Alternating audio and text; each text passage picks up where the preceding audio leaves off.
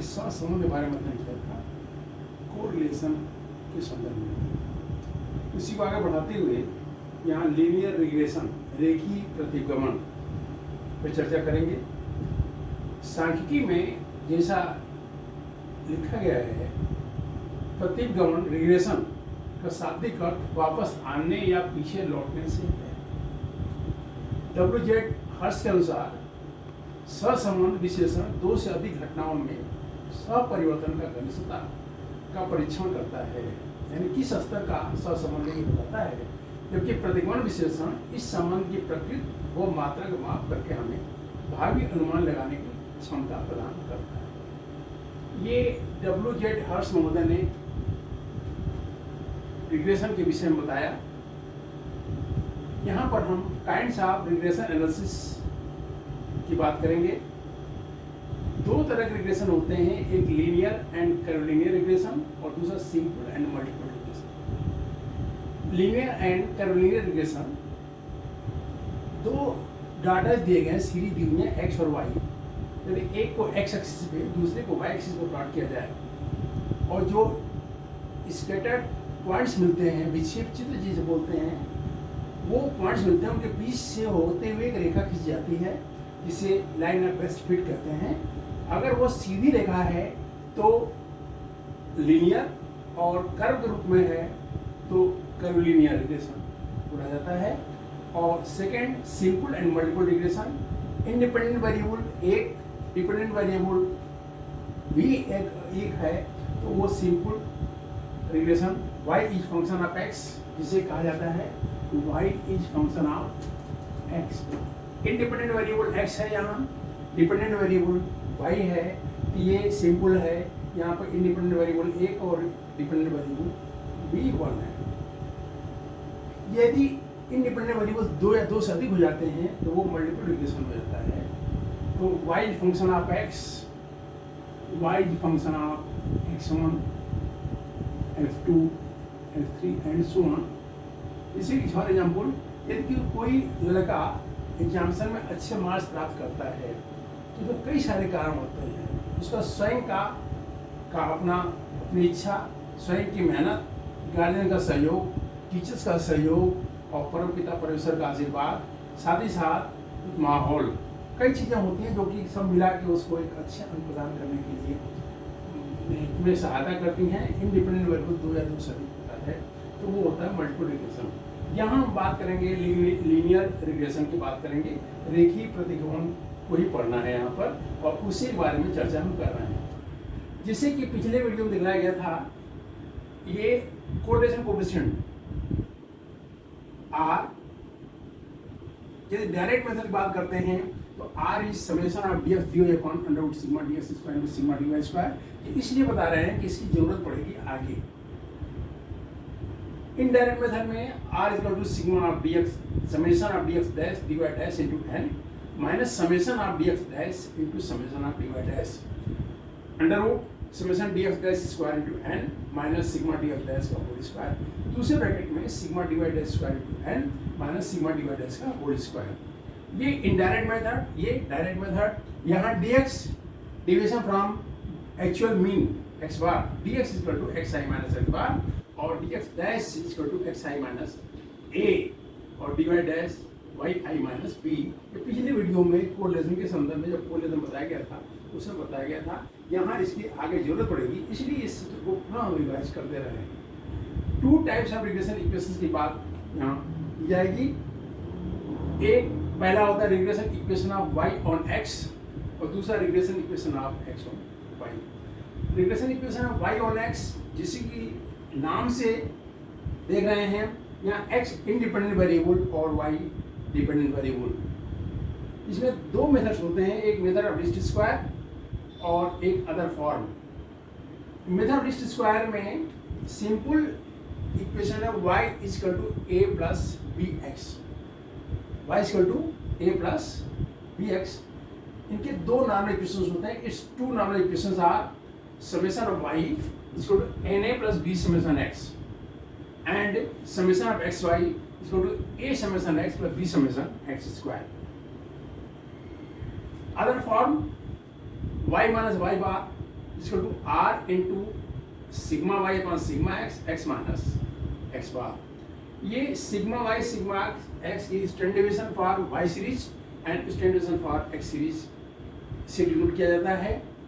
यहाँ पर ये दोनों कंपेयर करें तो ये जो y के साथ y equal to a plus b x ये b, और यहाँ y minus y bar equal to r into sigma Y upon sigma x, दोनों को डिनोट करते हैं y बी एक्स मतलब regression equation of y on x, r sigma bar sigma regression equation of y on x। ये depend करता है कहाँ पर ये यूज करेंगे। ये प्रश्न में दिया है, क्वेश्चन में दिया है, आप इसको मेथड लिस्ट स्क्वायर से रिग्रेशन इक्वेशन को ज्ञात कीजिए, तब तो इस तरह में ये करेंगे। अगर नहीं दिया है और हमको लगता है कि अगर स्टैंडर्ड डेविएशन दिया है y सिग्मा y और सिग्मा x, तो ये इक्वेशन यूज करते हैं y minus y bar equal to r sigma upon sigma x x minus x bar. दोनों में से कौन सा मेथड यूज करेंगे ये डिपेंड करता है कि अकॉर्डिंग टू क्वेश्चन क्या पूछ रहा है प्रश्न में और किसके आधार पर आगे बढ़ेंगे। कुछ क्वेश्चन हम अगले वीडियो में बताने की कोशिश करेंगे जिससे कि ये क्लियर हो जाए, और यहाँ इसकी अभी रूपरेखा बता रहे हैं। ये यहाँ b जैसे कि दिखलाया गया है, b यहाँ r इंटू सिग्मा वाई पर सिग्मा एस, ये coefficient of y on x के नाम से जाना जाता है, डिनोटेड बाय by(x). by(x) ये लिखा हुआ y(x) सफिक्स में है, स्मॉल b y(x) सफिक्स में है, और ये इक्वल टू है r इंटू सिग्मा वाई पर सिग्मा एस, जिसको बोलते हैं regression coefficient of y on x। Regression coefficient of y on x, regression coefficient of y on x dy(x) equal to होता है sigma ds dy upon sigma ds square. यहाँ आपको बता दें ये जो सूत्र है और ये दोनों देखिए, अब ऊपर वाला ये है डायरेक्ट मेथड में sigma ds dy upon sigma ds square, regression coefficient of y on x है, regression coefficient of y on x है, और ये इनडायरेक्ट मेथड में sigma dy dash into n minus sigma ds dash into sigma dy dash upon under root sigma dy dash square into n minus sigma dy dash का whole square, दूसरे bracket में sigma dy dash square into n minus sigma dy dash का whole square में सिर्फ पहला term लेंगे sigma dy dash square into n minus sigma dy dash का whole square. ये बता देना इसलिए उचित समझते हैं कि अलग से इसके लिए विद्यार्थियों को याद करने की जरूरत नहीं है। इसका पहला टर्म लीजिएगा, नीचे वाला डिनोमिनेटर का अंडर रूट हटा के, तो it will be regression coefficient of y on x। जैसे लिखा हुआ है dx equal to x i minus x bar dy y minus y bar, then dx x series के हर एक पदों का deviation from its actual mean, और dy मींस y सीरीज के हर एक पदों का deviation from its actual mean for y series. dx dash x i minus a assume mean for x series, and dy dash y i minus b assume mean for y series. यदि हमको x बार y बार निकालना है किसी question में, for getting the values of x bar and y bar, for getting the values of x bar and y bar we solve both the regression equation, दोनों regression equation y equal to a plus bx और x equal to a plus by को solve करते हैं। उसके बाद जो x और y की वैल्यू आती है, equation the value of x and y, so obtain will be the value of x bar and y bar, और r इक्वल टू होता है under root b y x into b x Y.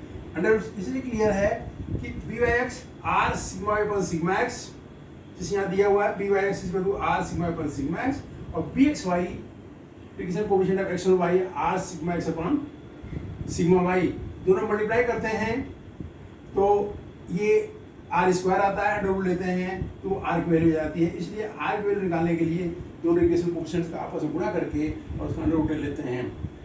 S बिल्कुल उसी वे में देखिए, यहाँ लिखा हुआ regression equation of y on x, यहाँ लिखा हुआ regression equation of x on y। Method least square, method of least square. यहाँ है y equal to a plus bx, regression equation simple form, regression equation y equal to a plus bx, यहाँ है x equal to a1 plus b1 y, x equal to a1 plus b1 y। यहाँ पहले y on x वाले में x independent और x on y वाले में y independent और x डिपेंडेंट। इस टू नंबर इक्वेशंस अलग से उसको याद करने की जरूरत नहीं है, जहाँ जहाँ y है वहाँ x लिख दीजिए।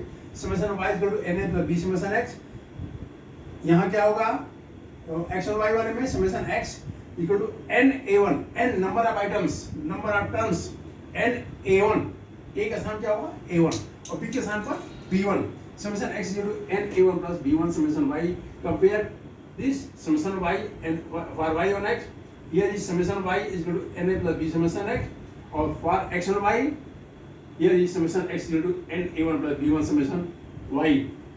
Second equation summation xy equal to a summation x plus b summation x square. Here xy are yx, both are the same things. A1 summation y, instead of x we will write y, or instead of a we will write a1 for x and y, because equation is x equal to a1 plus b1 y. And b, instead of b we write b1 summation x square summation y square. Other form y minus y bar, here will be x minus x bar. R sigma y upon sigma, here will be r sigma x upon sigma y, or here x minus x bar, here y minus y bar. P1 regression coefficient of x and y divided by bxy equal to r sigma x upon sigma y. As previous we told, pxy regression coefficient x and y is equal to sigma dx dy upon summation of dy square. Summation of dy square. From this equation, second term denominator will represent the regression coefficient of x and y, and in direct method summation df dash dy dash into n minus sigma df dash into sigma dy dash upon second term summation dy dash square into n minus sigma dy dash का whole square will be represent the value of bxy, which is known as regression coefficient of x and y. For it will be clear if we solve some questions. We solve some questions in the next video. Here the usage of this is very simple, and the questions will be so easy if we try to explain it. I will try to best of my capacity to explain the question, these formulas, these methods by some formulas, by some questions. Thanks.